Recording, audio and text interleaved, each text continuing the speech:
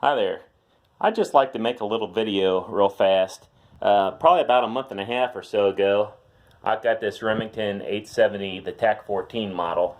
And of course, there's a lot of videos on the tac-14, and I got this shotgun for the whole wow factor, because it was a 14-inch barrel, and, I always thought having a short shotgun would be really nice, because nobody ever used to make them, and if somebody did, it would be illegal. So there was always this stigma about it being like a gangster gun or something along those lines.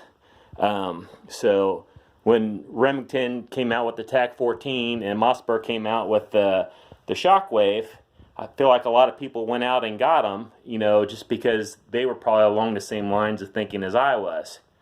But then once I got this gun, probably just recently, I also picked up just a regular Mossberg 500, and it had a pistol grip on it.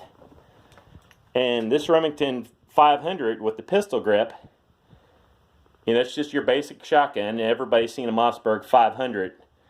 But what I always thought, though, all the other videos on YouTube, they compared the Shockwave and the tac-14. The Remington and the Mossberg, and how close they were, and they're all basically the same size. But everybody always compared those two. When you look at just a regular shotgun, just a regular old Mossberg 500 with a pistol grip, and you compare it to the length of that tac-14, well, you would think, oh, well, it's tac-14 has got a 14-inch barrel, and the Mossberg 500's got an 18-inch barrel. But when you look at that overall length, because of the difference in the pistol grip on there, but by having a pistol grip as opposed to the longer grip on the 870 or of a Shockwave, your 4-inch difference really only comes down to an inch or possibly an inch and a half difference on there. So then when you're talking about overall shortness of the shotgun or concealability, in your mind you think that you're getting a shotgun that's 4 inches smaller than a regular pistol grip shotgun that's been around forever. But realistically, you're talking maybe an inch or an inch and a half difference. And that's just something I kind of wanted to point out to people, just because I haven't seen any other videos on YouTube where they've compared just regular shotguns with pistol grips to one of these newer models, the tac-14 that I have, or the Mossberg Shockwave. So if you can get like a regular shotgun a lot cheaper and just put on the pistol grip, you're getting almost the same exact gun for probably $100 to $200 less.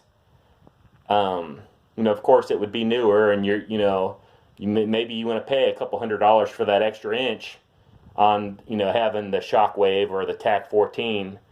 But I didn't realize that it was just an inch or 2 inches.